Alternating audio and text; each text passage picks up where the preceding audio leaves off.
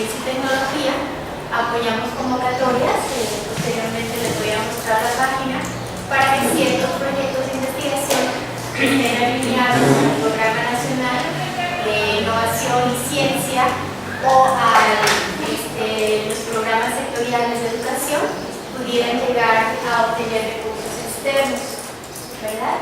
Yo de formación de base soy médico cirujano dentista y transité, igual que ustedes, que escucho que algunos también vienen del área pues, de ingeniería o vienen del área de salud, pues mi trayectoria universitaria ha trascendido también en el campo educativo. Tengo ya 26 años de antigüedad docente en la Universidad de Guadalajara y ahí tuve la oportunidad de hacer una especialidad de una maestría en planeación para el desarrollo de la educación superior y posteriormente ya un doctorado en cooperación para el bienestar con una línea de calidad de vida. Adicionalmente, seguí también el área de salud. Hice también estudios de gerontología para atención a personas de la tercera edad y hice un doctorado en medicina y cirugía también en una universidad en España, en el Principado de Asturias. Entonces también trabajo en el área de salud. Estaba escuchando que algunos de ustedes pues, tienen educación de salud, pues yo también. Mi línea de investigación es la comunicación de la ciencia, la divulgación científica. Tengo también una maestría que hicimos en gestión del conocimiento e innovación tecnológica en la Universidad Politécnica de Valencia. Y bueno, he estado también transitando en el área de salud sobre temas de calidad de vida para el adulto mayor. Entonces son las áreas donde actualmente me desempeño. Les voy a compartir un material que preparamos para ustedes que tiene que ver mucho con esas competencias que ustedes de alguna manera adquieren cuando hacen investigación. Investigar, ustedes lo recordarán, es indagar en relación a algo, pero para que sea científico tiene que tener un método, ustedes lo recuerdan, y este método puede seguir con las dos tradiciones que hay en la ciencia, puede ser cuantitativo, cualitativo, como nos dice Sampieri, podemos hablar de lo mismo también, ¿verdad? Hay algunas corrientes en el campo filosófico que hablan del método del no método, ¿verdad? Donde pues tú haces investigación por el descubrimiento del conocimiento, pero no sigues un patrón específico. Pero ¿por qué sigue la comunicación de la ciencia, sobre todo en los journals o en las revistas científicas, se le solicita que el investigador tenga un método? Porque el método es el camino que ustedes van a seguir para poder probar la hipótesis, lograr los objetivos que ustedes tienen planteados y que otros investigadores tengan la oportunidad de seguir abonando al tema del conocimiento. Si ustedes recuerdan, pues los primeros investigadores en comunicación de la ciencia lo hacían a través de las cartas, donde compartían ciertos hallazgos desde descubrimientos científicos, ¿verdad?, sobre temas muy importantes, y entonces otros pues abonaban a esas teorías o a esos descubrimientos. Entonces ya vamos a ver que ustedes, además de tener habilidades en el campo de metodología de investigación, que las tienen por los diferentes posgrados que ustedes han cursado, pues deben de saber cómo poder divulgar la ciencia, ¿verdad? Cómo podemos nosotros comunicarla a los demás, ¿ok? Y ahí nosotros podemos hacerlo de manera muy formal o de manera informal, ¿ok? Cuando lo hacemos de manera formal, pues nos acercamos a los libros, a las revistas, ¿verdad? Cuando lo hacemos de una manera informal, pues podemos hacerlo a través de boletines, podemos participar en cápsulas de radio, en cápsulas de televisión, etc. Eso también es parte de generar una cultura científica, ¿verdad? Donde la sociedad sepa del quehacer, de lo que ustedes están haciendo, y juntos, sociedad, academia e incluso la parte gubernamental, pues apoyen para construir una sociedad mejor. Entonces ustedes también tienen que irse abriendo no solamente al desarrollo profesional de la investigación, sino también de cómo pueden comunicar esta investigación. Entonces vamos a revisar ahora, vamos a ver los diferentes canales que puede haber para que ustedes orienten de alguna manera el conocimiento que lo van a divulgar hacia los demás. Hay dos palabras que en este sentido se utilizan mucho, que es difusión y divulgación científica. ¿Sí? ¿Qué sería la difusión? La difusión es cuando ustedes lo van a dar a conocer, pero a la sociedad. ¿Sí queda claro? No necesariamente son expertos en el tema, ¿ok? Sino, de alguna manera, son personas que les interesa escuchar los tópicos que ustedes están de alguna manera trabajando, pero que no tienen el mismo nivel profesional que ustedes, ¿sí? Pero cuando hablamos de difusión científica, entonces lo hacen entre pares, ¿verdad? Cuando ustedes se presentan en un congreso, generalmente estos congresos son expertos en ciertos campos disciplinares que ustedes también están trabajando. O también cuando publican en revistas científicas, a veces lo hacen en revistas especializadas en su área. Y entonces ahí estamos hablando de difusión de la ciencia. ¿Sí queda claro? Entonces ustedes pueden hacer divulgación científica hacia la sociedad y utilizar los medios de comunicación para ello, o pueden hacer divulgación entre pares. Ambas son necesarias para el avance de la disciplina. Hay una frase que me gusta comentarla que tiene que ver con investigar, es ver lo que todos han visto y pensar lo que nadie ha pensado, porque eso también les lleva al campo de la innovación. ¿Cuándo van a innovar? Cuando ustedes generan algo diferente de lo que ya está establecido. Y eso también lo hacen de alguna manera, primero explorando qué se encuentra en el estado del arte, en el estado del conocimiento sobre tal objeto de estudio. Porque muchas veces nosotros creemos llegar a la frontera del conocimiento cuando ya otros investigadores de alguna manera ya han tratado el tema de la misma forma que yo lo estoy abordando. Nos pasa mucho, yo trabajo mucho en el área médica de electromedicina, entonces se generan muchos dispositivos, ¿sí? Entonces, bueno, para sacar una innovación nosotros tenemos que conocer el dispositivo al cual yo quiero impactar y generarle una mejora, ¿sí? Por ejemplo, tenemos nosotros para trabajar todo el tema de la piel un aparatito que se llama hidrafacial. El hidrafacial fue hecho en Estados Unidos por algunas universidades, en Wisconsin, en algunos hospitales de allá. Pero ¿cuál sería la innovación que nosotros vamos a traer a ese nuevo aparato? Pues a lo mejor que le vamos a agregar un dedo, ¿sí?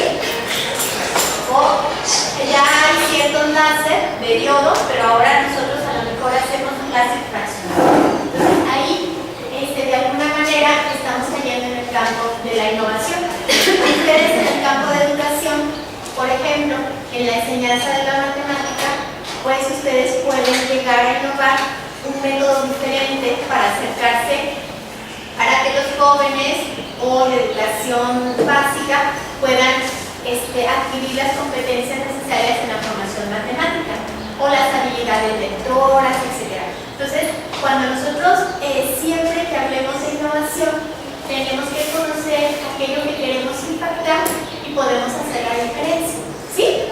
También, dentro de la innovación, ustedes pueden registrar lo que son modelos, ¿verdad? Un modelo es un patrón a seguir para el desarrollo, en este caso, de alguna problemática o la generación de algún proceso en el área constructiva, etc. ¿Sí?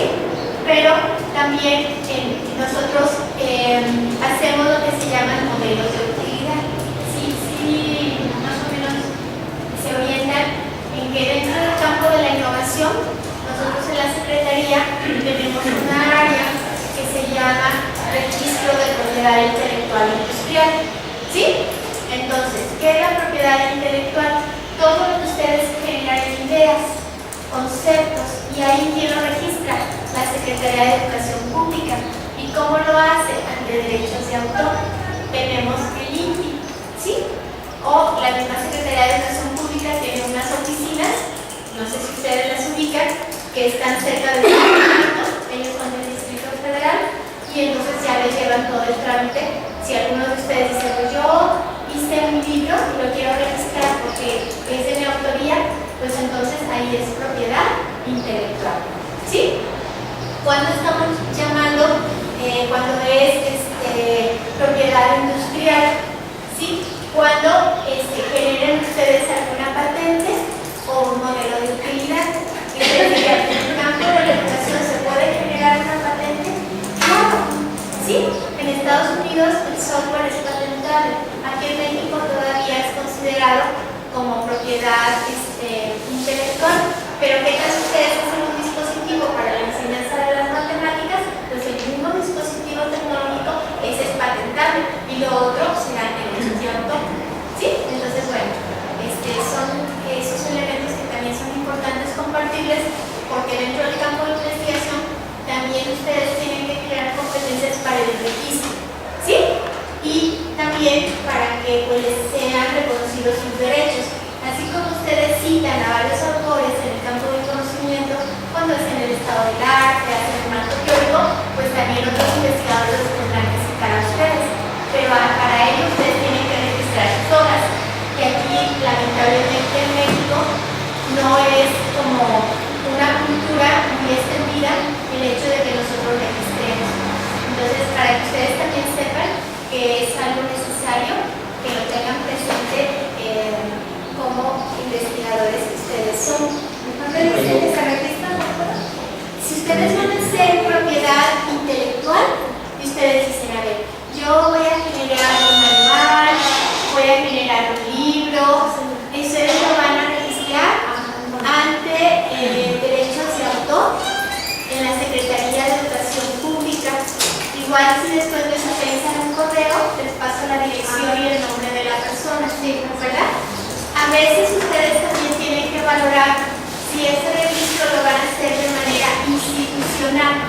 Por ejemplo, si ustedes van a sacar un libro colectivo donde van a abordar ciertos temas estratégicos para la normal, ¿verdad? Entonces, aquí mismo la normal, a lo mejor hay un comité editorial y aquí les hacen el apoyo para el registro del autor. Sí, muchas universidades tienen convenios con la propia secretaría y ellas tienen lo que son los ICBM.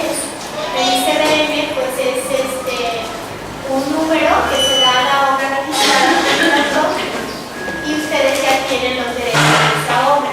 ¿Sí queda claro? Pero si ustedes la van a comenzar a usar de manera independiente a la institución, porque a lo mejor pues, los que son químicos o el que es ingeniero, etcétera, está trabajando en una área independiente aquí a la normal que lo quiere registrar, ustedes también pueden registrar como autores independientes. ¿Está claro? También dentro de la propiedad intelectual pues tenemos también las revistas que ellas tienen un ISSN porque son periódicas y también es parte de lo que es la propiedad intelectual. O por ejemplo, algunos que trabajan lo artístico, si hacen ustedes una galería fotográfica, pues eso también es susceptible de que ustedes lo registren como autor. ¿Sí? Canciones, si alguno hace una canción, bueno, también es susceptible. Y si alguien quiere hacer una explotación comercial, pues tendrá que pagar sus derechos a ustedes. ¿Estamos claros? Eso es propiedad intelectual. Ya si alguno de ustedes inventa un dispositivo, pues eso ya puede caer en una patente o modelos de utilidad. Digo que algunos que trabajamos en el área médica, pues por ejemplo el láser médico nace mucho, por ejemplo en la oftalmología, se empieza a utilizar y luego llegó a la dermatología. Entonces le dan un nuevo uso al láser y eso se llama modelo de utilidad. ¿Sí? Y bueno, el ingeniero que está aquí, también ustedes pueden registrar lo que es un diseño industrial. ¿Qué sería un diseño industrial? Por ejemplo, la puerta. Ustedes dijeran, bueno, pues esta puerta cuadrada, roja, pero yo le voy a dar un nuevo diseño. Ahora la voy a hacer redonda y la voy a hacer entre púrpura y ¿qué les gusta? Rosa, no sé. Entonces ahí ustedes le hacen un nuevo diseño. Bueno, entonces sabemos que en ciertas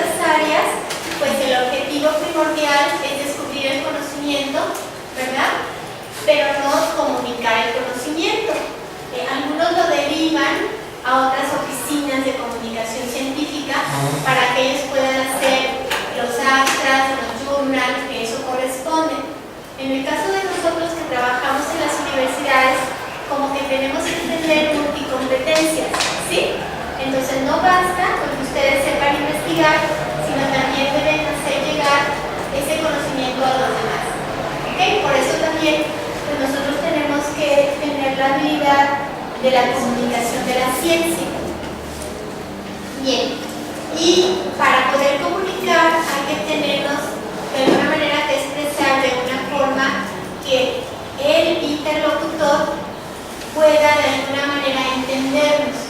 Por eso cuando ustedes van a hacer algún tipo de escrito derivado de los productos de su investigación, lo primero que ustedes tienen que pensar es a quién lo voy a dirigir, para quiénes o quiénes estoy escribiendo, ¿sí? No es lo mismo hacer una tesis de grado que presentar una ponencia en un congreso, que participar en un artículo en un periódico o que ir a un programa de televisión, ¿verdad? Entonces lo primero que ustedes tienen que pensar al sentarse a redactar un escrito es a quién se lo quiero comunicar, ¿sí?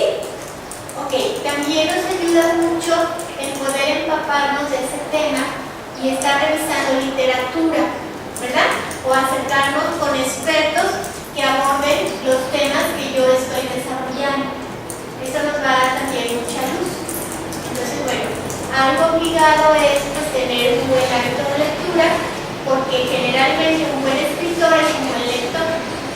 Entonces, eso también tenemos que cultivarlo mucho. A veces se nos va casi todo el tiempo en el trabajo de campo, pero no nos sentamos a reflexionar qué han hecho otros sobre el objeto de estudio que yo estoy avanzando, ¿sí? Entonces hay que también mediar esa parte que es importante. Bien. Ahora, cuando nosotros vamos a hacer la presentación de los resultados de la investigación, vamos a ver que hay diferentes formas.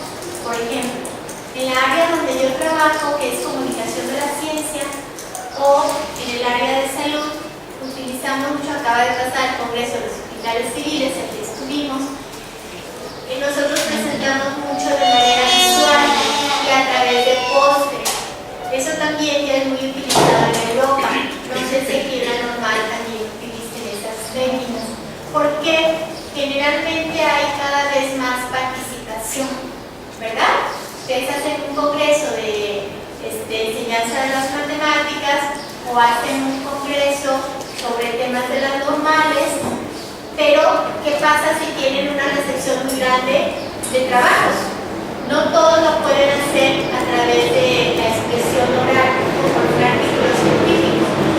Entonces se utiliza, lo vamos a ver más adelante, lo que se llama póster de ciencia, que es plasmar de alguna manera los resultados de su investigación de manera gráfica, visual, y ahora incluso se utilizan los pósteres electrónicos donde ponen ustedes ahí los principales hallazgos y resultados, y se colocan en todo el tiempo que están las ferias o los congresos de ciencia, de tal suerte que pueden ir de alguna manera pues teniendo otros interlocutores que les interese la línea de investigación y estar tomando correos electrónicos de sus datos para poderse comunicar posteriormente con ustedes. Bueno, entonces también cuando ustedes van a comunicarse tienen que pensar primero a quién lo voy a dirigir y segundo qué medio voy a utilizar. Si yo lo quiero dirigir a una revista, pues tengo que conocer cuáles son los criterios editoriales que sigue esa revista para poder publicar. Si vamos a hacer un libro colectivo de los resultados de las investigaciones de la normal, bueno, tiene que haber un editor, ustedes tienen que poner ciertos criterios que sigan cada uno de los participantes para poder hacer esa publicación. O si van a hacer un póster de ciencia, pues tienen que ver ciertas características de medida, de colores, de dónde están mamparas, si los van a hacer electrónicos y tal, para que también lo pudieran presentar. Entonces siempre va a haber criterios o políticas editoriales dependiendo de lo que a ustedes les interese divulgar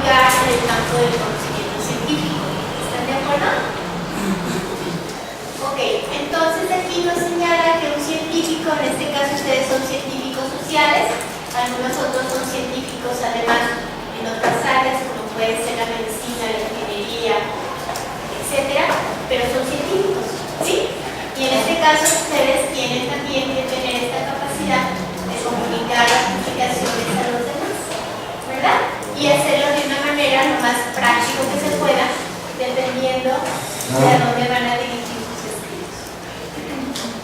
Bueno, ahora vamos a hablar de la necesidad de escribir, que son algunos hallazgos que podemos nosotros tomar en cuenta cuando vamos a hablar del tema de intimidación de las cosas. Bueno, entonces, ¿por qué surge la necesidad de escribir? ¿Por qué creen? Porque ustedes quieren comunicar a otros los resultados de las investigaciones que ustedes hacen. Entonces decimos que la palabra no es la única moneda con la cual ustedes como investigadores pueden utilizar. Además de que lo pueden hacer de manera escrito, lo pueden hacer de forma oral, ustedes se pueden expresar a través de un mural, se pueden expresar a través de la pintura, de la fotografía, etc. ¿Sí? Hay diferentes formas de expresión científica. De hecho, nosotros estamos trabajando ahora un proyecto con el Consejo Nacional de Ciencia y Tecnología de la Delegación Centro-Occidente, que comprende los estados de Aguascalientes, Michoacán, Colima, Guanajuato y Jalisco, para un proyecto donde se une el arte con la ciencia. Y quieren hacer obras de teatro que tengan que ver con contenido científico para que la sociedad de alguna manera pues se sensibilice más sobre estos temas y no se le haga tan lejano. Entonces, el arte y la ciencia son un binomio que se pueden conjuntar muy bien. ¿Sí? Ok.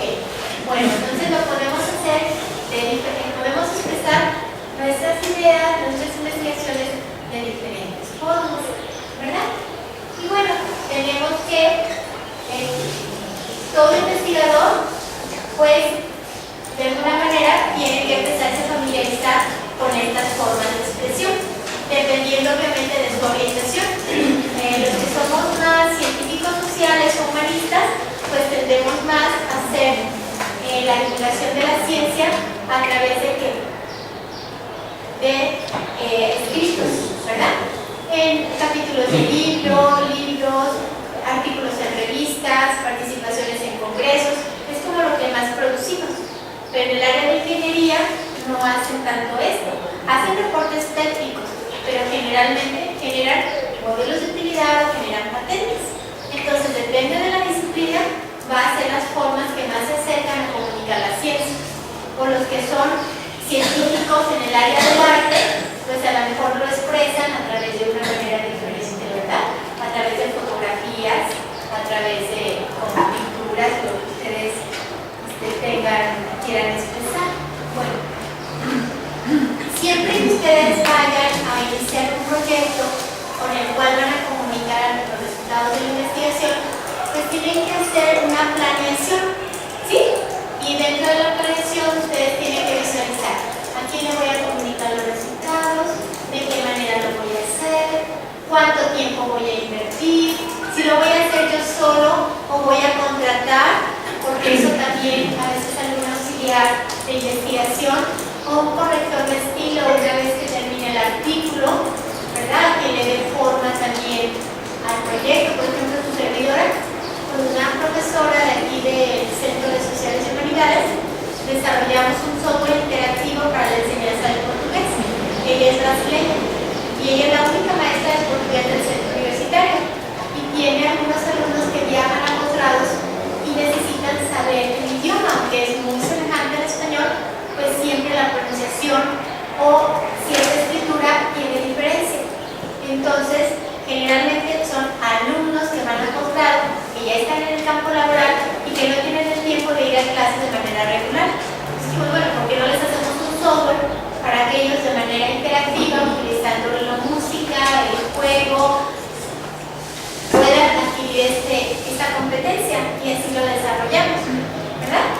Entonces, bueno, tenemos que visualizar también qué queremos hacer y el público al cual nosotros qué queremos solucionar. Tuvimos que hacer un pequeño proyecto desde quién va a ir dirigido, en qué formato. Dijimos, no tiene que ser un formato digital. Y en este momento, pues ahorita ya incluso varias computadoras de las que ustedes traen, pues todavía tienen lector de CD-ROM, pero algunas otras ya no lo traen. Entonces, pues ahora mejor lo tenemos que dar en una memoria stick o pensar subirlo en una nube para que el alumno lo descargue y ahí pueda hacer sus actividades. Entonces, también ustedes tienen que valorar qué es lo que quiero expresar y qué medios voy a utilizar. Y en ese sentido, pues hagan un pequeño proyecto para que ustedes puedan de alguna manera cristalizar el objetivo de que sí se divulgue lo que ustedes quieren de su investigación. Ok. Aquí también, para plasmar nuestras ideas, a veces podemos utilizar diferentes herramientas pedagógicas que ustedes conocen mejor que yo. Por ejemplo, algo que a mí me ayuda mucho es pues, hacer un esquema mental o un mapa conceptual de aquello de lo que quiero yo expresar. ¿Sí? Y de ahí pues voy generando y vinculando las ideas.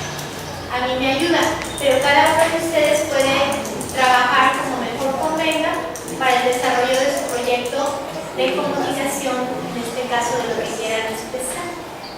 Muy bien. También pueden ir con expertos y cuando hacen las búsquedas, sobre todo de la literatura, para poder tener un estado de conocimiento de aquello que yo estoy investigando. A mí me tocó de una investigación que hicieron en un grupo que se dedican a hacer estudios de calidad de vida en Jalisco, que se llama Jalisco ¿Cómo vamos? No sé si los han escuchado. Entonces a mí me hicieron favor de invitar a la presentación de su estudio. Ellos se acercaron con un observatorio de calidad de vida de Colombia y de ahí sacaron su encuesta para aplicarla primero en el municipio de Guadalajara y luego en San Metropolitana. Cuando el autor principal, pues ahí toda la prensa y tal, señalaba, este es el primer estudio de calidad de vida en el estado, pionero a nivel nacional y tal. Bueno, a mí me dio pena en ese momento haberme levantado y haberle señalado que había muchísimos estudios ya desde el 2003 que se habían abonado al tema de calidad de vida y que de hecho había una encuesta que cada 2 años saca el periódico Mural sobre calidad de vida en las principales ciudades a nivel nacional y que la Secretaría de Gobernación había hecho un estudio de calidad de vida con la Secretaría de Desarrollo Humano, pero él se decía único y lo decía como, bueno, comunicólogo, con tanta convicción que pues, la gente decía, sí, es el primer estudio en Jalisco y no hay más. ¿Pero por qué? Porque él nunca hizo una revisión de la literatura. ¿Sí? Y bueno, en este caso yo fui prudente, no me levanté a comentar, pero otros si hubiera levantado y hubiera dicho, oiga, mira, aquí hay 4 o 5 estudios que se han hecho sobre este tema. ¿Sí? Entonces, a lo mejor su estudio trae diferencias, obviamente, porque usted lo está poniendo ahorita 2011 o 2010, no recuerdo, pero ya hay varios estudios que le anteceden que se han hecho sobre esto, esto y esto. Entonces, ustedes también como investigadores se tienen que proteger y algo que les ayuda es hacer búsquedas de información sobre su objeto de estudio para que no los vayan a agarrar, como dicen, con los dedos en la puerta y un investigador le vaya a decir, ¿sabes qué? Pues eso que te estás investigando la verdad no es tan innovador. Vamos viendo cómo tú lo estás presentando, pero esto ya ha sido reformulado, ¿no? Bien. También es muy importante tomar notas, como pues, ustedes lo están haciendo en este momento, o cuando nosotros, por ejemplo, en el área médica, pues nosotros tenemos que ir registrando todos los procesos que vamos observando de pacientes, si es que estamos aplicando un nuevo protocolo, un aparato, etc. Pues todo lo tenemos que ir documentando, ¿verdad? Entonces es muy importante pues, que ustedes utilicen las libretas, ya sean virtuales o físicas, para que pues a veces una gran idea es incluso en una servilleta, pero que no les pase que luego, a mí su servidora, que luego no sé ni dónde quedó la ventaja, o dónde escribí, lo tengo que es como volver a retrabajar lo que ya de alguna manera, porque nunca lo registré, o lo registré, pero ya no me acuerdo ni dónde lo dejé. ¿Sí? Entonces por eso también es que yo les decía, bueno, la maestra Larisa igual después les comentará que ustedes pueden registrar hasta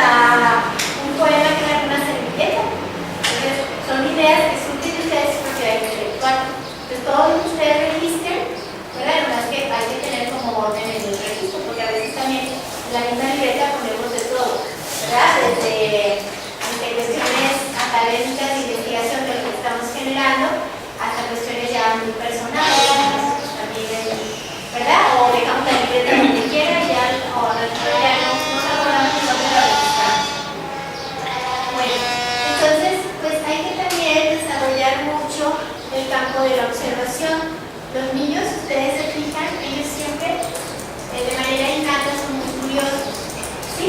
Y tienden a ser muy espontáneos. Nosotros, pues, de alguna manera, por la propia trayectoria, pues, por nuestras situaciones profesionales o de vida, vamos perdiendo esa capacidad. Pero ustedes recuerdan que dentro del método científico, lo primero era observar, ¿sí? Entonces eso es como la parte que nos puede ayudar a hacer la diferencia. Ya después lo plasmaremos, ya sea de manera escrita o como ustedes quieran, pero lo primero es que tenemos que observar aquel fenómeno que es de nuestro interés.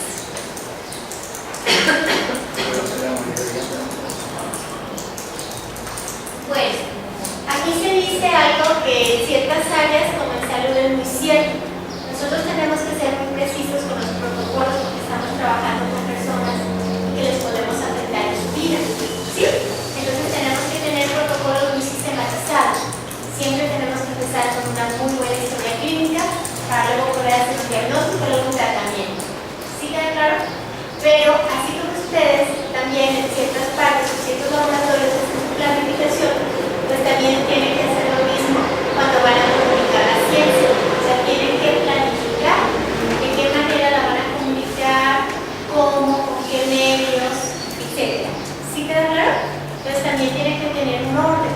Esa parte como que la vemos muy secundaria. Lo único que me importa es que salga mi experimento, que diseñe mi modelo, que tenga mi aparato.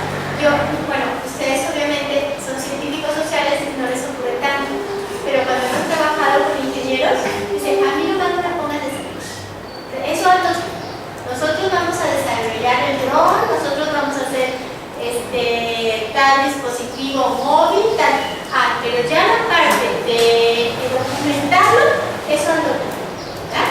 Entonces yo pienso que tiene que haber competencias múltiples, ¿verdad? Porque ni todos se lo podemos, que lo haga una sola persona, ¿verdad? Sino que también tiene, porque de alguna manera, pues si generó la idea, pues tienen que ayudarnos para generar la comunicación. ¿Sí queda claro?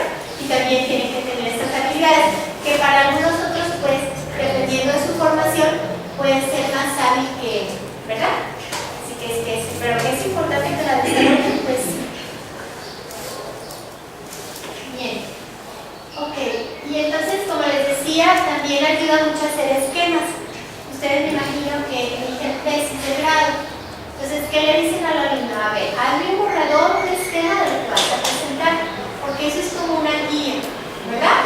Y como incluso ya les ayuda para su cronograma, para que vayan viendo de alguna manera las partes en que ustedes van a distribuir, cómo se van a organizar para desarrollar tal proyecto o para hacer su artículo científico o su ponencia, etc.